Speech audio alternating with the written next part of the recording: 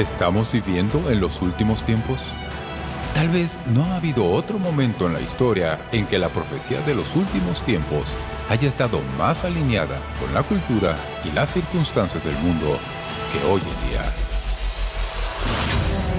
Creo que hay 10 fenómenos que presenciamos hoy que fueron registrados hace siglos en la profecía bíblica.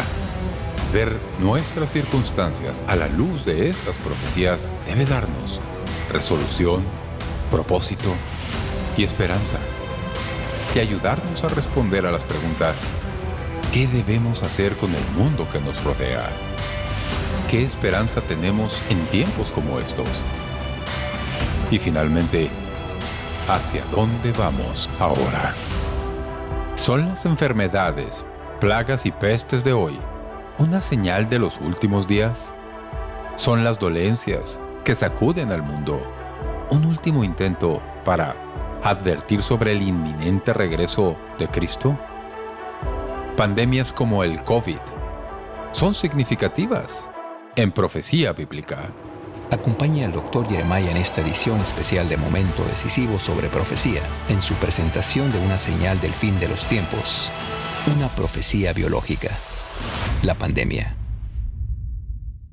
En el nuevo estudio sobre profecía del Dr. David Jeremiah, ¿hacia dónde vamos ahora? Descubra los 10 fenómenos mundiales actuales que prueban que las profecías sobre el mañana presagian los problemas que enfrentamos hoy en nuestra cultura y asimismo, encuentre lineamiento bíblico para el fin de los tiempos. Entienda lo que significa para los creyentes y finalmente, ¿hacia dónde vamos ahora? ¿Hacia dónde vamos ahora por el Dr. Jeremiah? Es suyo por una donación de cualquier monto en apoyo a este programa. Y si envía una donación de $75 o más, recibirá el set completo que comprende del libro, la serie completa en formato CD o DVD y la guía de estudio correspondiente. Además, incluido con cualquier pedido del set, la tabla de la profecía de Apocalipsis, un fascinante resumen de las evidencias cautelares que señalan la llegada del fin de los tiempos. Ordene el libro ¿Hacia dónde vamos ahora? O el set completo hoy. Gracias por acompañarnos en Momento Decisivo. En aprecio por su sintonía, al Dr. Jeremiah le gustaría enviarle la tabla de la profecía de Apocalipsis, un fascinante resumen de las evidencias cautelares que señalan la llegada del fin de los tiempos. Suyo, absolutamente gratis cuando se pone en contacto con Momento Decisivo hoy. Y ahora, con ustedes el Dr. David Jeremiah, con su mensaje, una profecía biológica, la pandemia. El 11 de enero del 2020, la primera muerte de COVID fue reportada en Wuhan, China. 2 meses después, el miércoles 11 de marzo del 2020, la Organización Mundial de la Salud declaró COVID como pandemia mundial, después de propagarse por 114 países y cerca de 120,000 personas, matando a más de 4,000 en los primeros días. Las acciones cayeron. El promedio industrial Dow Jones cayó un 10%, su mayor caída en un día desde 1987. Los teatros cerraron, los cines vacíos y los hospitales llenos. Demos un paso atrás. ¿Qué son en verdad las pandemias? ¿Y qué dice la Biblia sobre ellas? Al ser una palabra actual, no deben esperar que aparezca literalmente en la Biblia. Pero hay otros términos que describen lo mismo. De hecho, hay 6 palabras antiguas en griego y hebreo que describen lo que es una pandemia. Y son usadas 127 veces en la Biblia. Así que está llena de este tema. En la Biblia vemos repetidos ejemplos de Dios usando pandemias o enfermedades para lograr sus propósitos divinos y soberanos. En Éxodo 9, el Señor permitió una infección de la piel sobre Egipto. Era la 6ª plaga y era una epidemia por naturaleza. Cada egipcio, joven y viejo, fue afectado. Cuando el rey David pecó contra Israel, Dios envió la peste sobre Israel desde la mañana hasta el tiempo señalado. Segundo de Samuel 24:15. 70,000 hombres murieron en esa pandemia. y en los evangelios, el Señor Jesús advierte a sus discípulos que las pestilencias serán señales de los últimos días de la humanidad. Estas dolencias sacudirán al mundo para despertar y advertir sobre el inminente regreso del Rey Jesucristo para juzgar y reinar. Y en Apocalipsis, el Señor advierte sobre terribles pestes y plagas que vendrán a las naciones como parte de su juicio.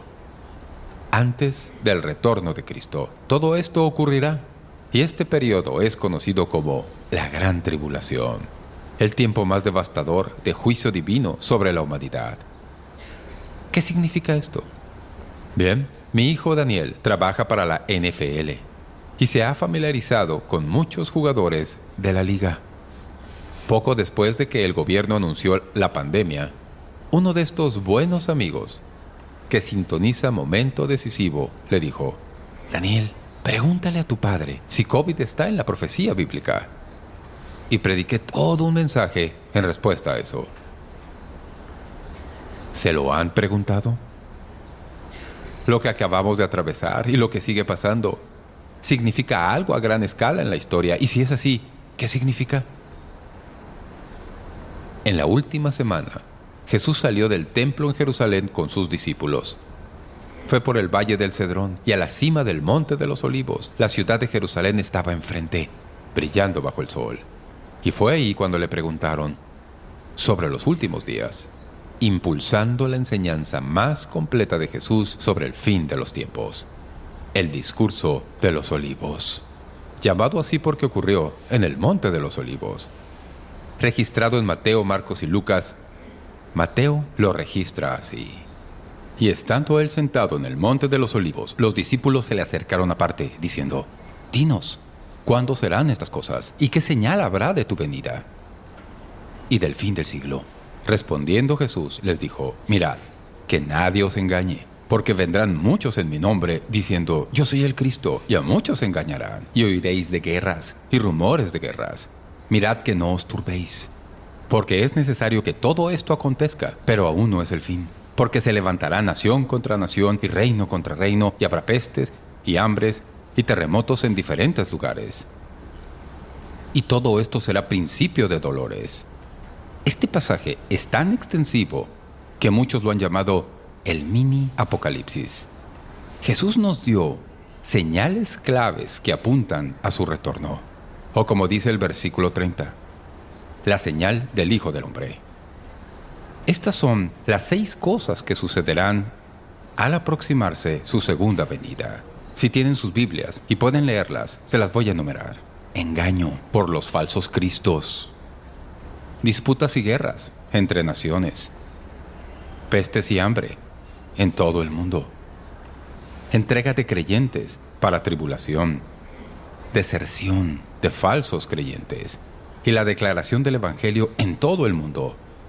Estas 6 cubren los primeros 3,5 años de los 7 de tribulación y coinciden con las profecías del libro de Apocalipsis. Estas señales se completarán en los 7 años de tribulación, pero no al instante. ¿Cuántos saben eso? Se desarrollarán con el tiempo. Según Jesús, la generación que vea estas señales también verá su segunda venida. Mateo 24 dice: «De la higuera aprended la parábola. Cuando ya su rama está tierna y brotan las hojas, sabéis que el verano está cerca. Así también vosotros, cuando veáis todas estas cosas, conoced que está cerca, a las puertas. De cierto os digo que no pasará esta generación hasta que todo esto acontezca». Jesús dijo que al comenzar las señales, se cumplirán en una generación. Al ver las señales, si viven en ese tiempo, van a ver la venida de Jesús al completarse las señales. Si me han seguido a través de los años, saben que creo que la Biblia predice el retorno de Cristo por su iglesia y que puede suceder cuando sea, porque no hay señales para el rapto.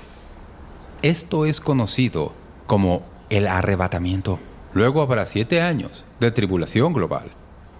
Y la última mitad de la tribulación se llama la Gran Tribulación, que muestra la ira de Dios. Y cuando esto concluya, Cristo volverá con su iglesia para finalizar los conflictos y pandemias, juzgar el mal y para establecer su milenio. Pero no hay eventos que predigan el rapto. Sin ninguna señal, sin ningún aviso, Cristo regresará por sus santos y los llevará al cielo. Entonces, se preguntan cómo probablemente otras personas lo harían. Si estas 6 señales no señalan el rapto, y después del rapto nos iremos al cielo, ¿qué nos importan esas señales? Porque los eventos futuros siempre proyectan sus sombras. Debemos ser estudiantes de la Biblia y, como tales, interesarnos por los pasajes proféticos. Y cuando estudiamos esos pasajes, aprender a detectar las señales de los tiempos. Volvamos a la gran pregunta para muchos. ¿Es el COVID-19 una señal del rapto? No, porque no hay señales para el rapto. El rapto es repentino y sin señales.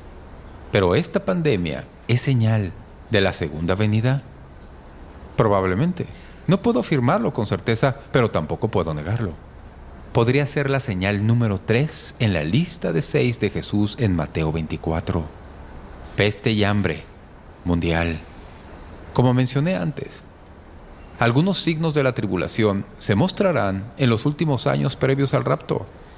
Jesús dijo que la peste llegaría como dolores de parto, o sea, con aumento en frecuencia e intensidad en el tiempo previo a su regreso, o sea, al acercarse el final. Los brotes de enfermedades infecciosas serán más frecuentes y más intensos y tendrán mayor impacto y más muerte.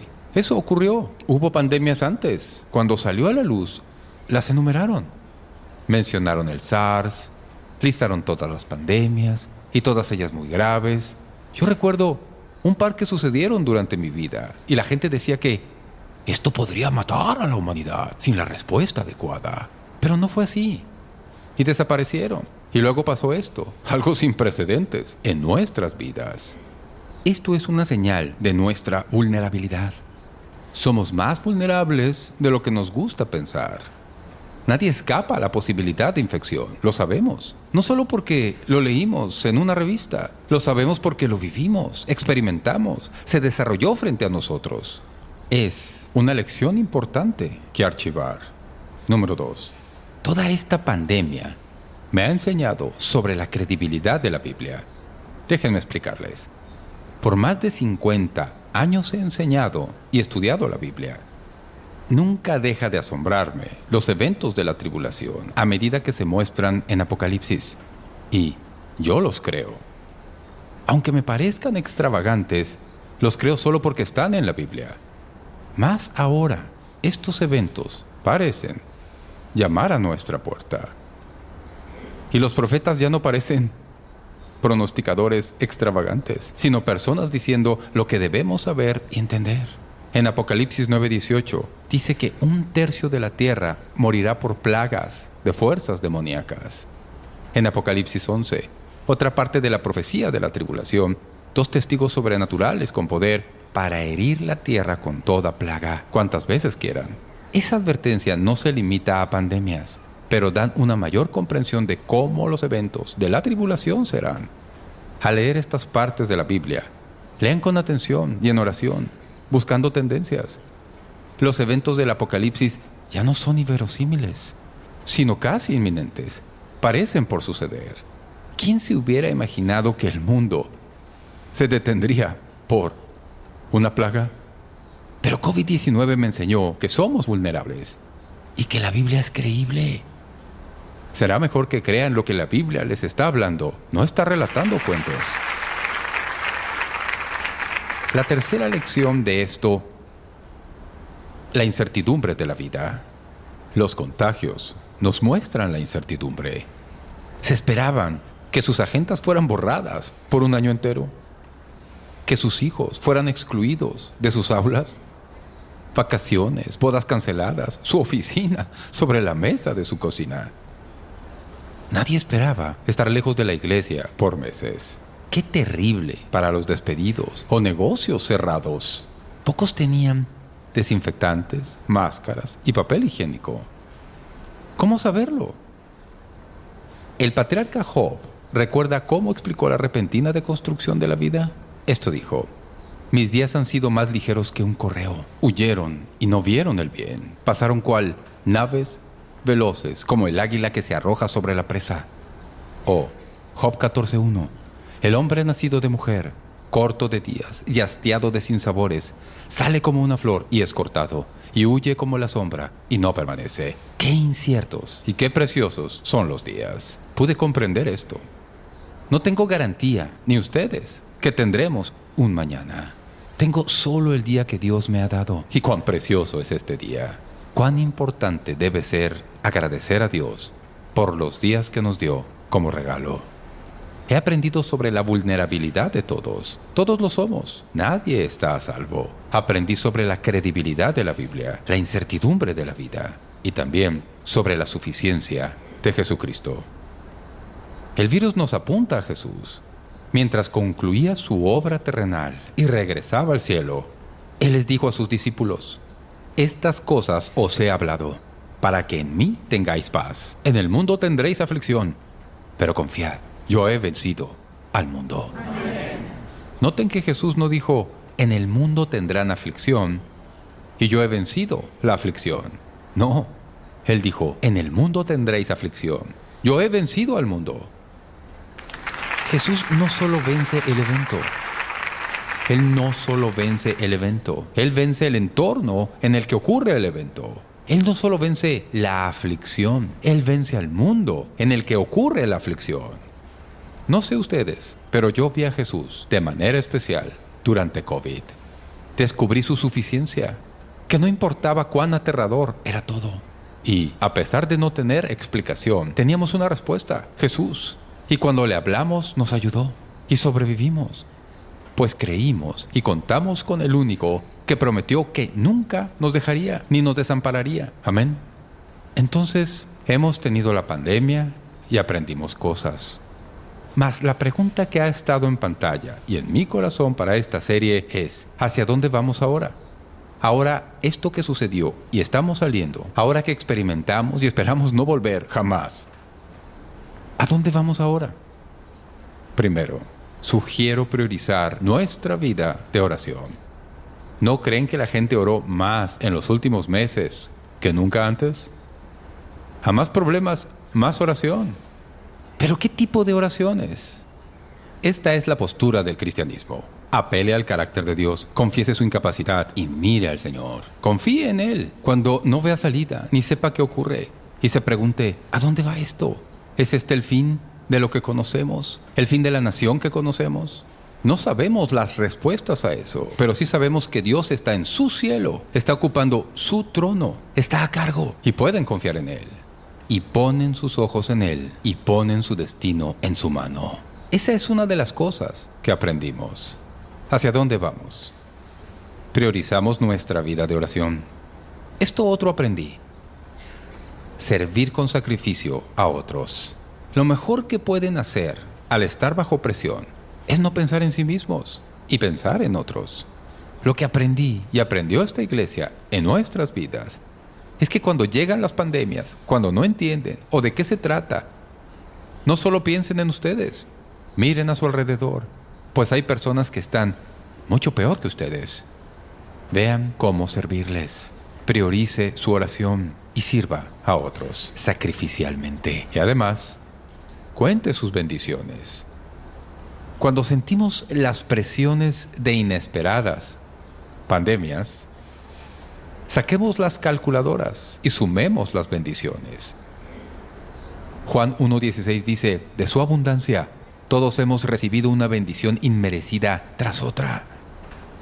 Pablo dijo: bendito sea el Dios y Padre de nuestro Señor Jesucristo, que nos bendijo con toda bendición espiritual en los lugares celestiales en Cristo. Amigas y amigos, incluso con este terrible año, Dios nos bendijo en ese tiempo. Quisiera contarles cómo Dios bendijo a esta iglesia y a momento decisivo, cómo nos ha bendecido y a ustedes también. ¿Tuvimos problemas? Sí. ¿Aún existen? Sí. Pero, ¿qué pasa cuando tomamos tiempo para agradecer a Dios por todas las bendiciones? Dios nos dio toda bendición espiritual La Biblia dice, en lugares celestiales.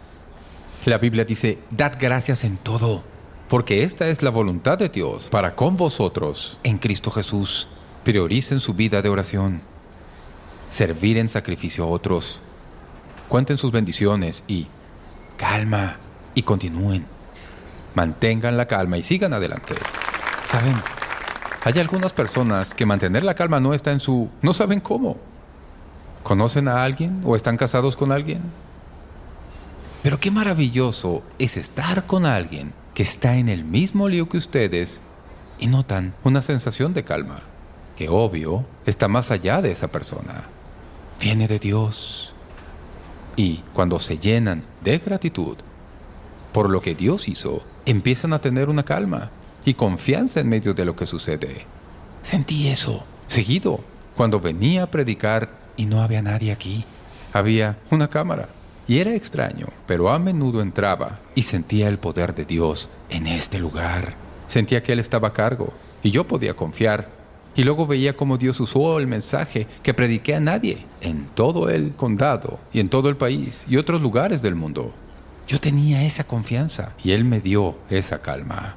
Dios no nos ha dado un espíritu de cobardía, sino un espíritu de poder, de amor y dominio propio. Es decir, Dios creó su imaginación para ser una fuerza poderosa. Puede crear bellas visiones de un futuro deseable o evocar el peor escenario posible. ¿Han estado cerca de alguien que siempre ve lo peor de todo lo que sucede? Al despertarse por las mañanas, pueden decir, va a ser un mal día, no está soleado afuera.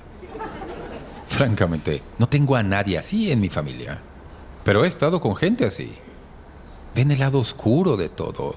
Ellos nunca ven el brillo de la bondad de Dios. Solo ven las cosas que no entienden, lo oscuro de la vida. Bien, esta imaginación oscura los pone bajo las garras del temor. Dios nunca los haría ir ahí. La Biblia nos llama a llevar cada pensamiento cautivo a Dios. Es decir, no permita que lo negativo controle su vida. Si una idea así entra a su cabeza, estoy mal, acabado, voy a morir, esta pandemia va a ser el fin de mi familia. Examínelo a la luz de Dios. ¿Tiene este pensamiento alguna base en la realidad? Si no, llévenlo cautivo, no lo deje libre. No dejen que su imaginación los aleje de Dios a un miedo malsano. Tome control de su mente. Alguien dijo, su mente es un aeropuerto y las ideas son aviones. Pueden dejarlos aterrizar o que sigan su curso. Prioricen su vida de oración. Sacrifiquen y sirvan a otros. Cuenten sus bendiciones. Tengan calma y sigan y hagan lo siguiente. Estén ocupados con lo que Dios nos asigne día a día. Esta lección aprendimos en la familia.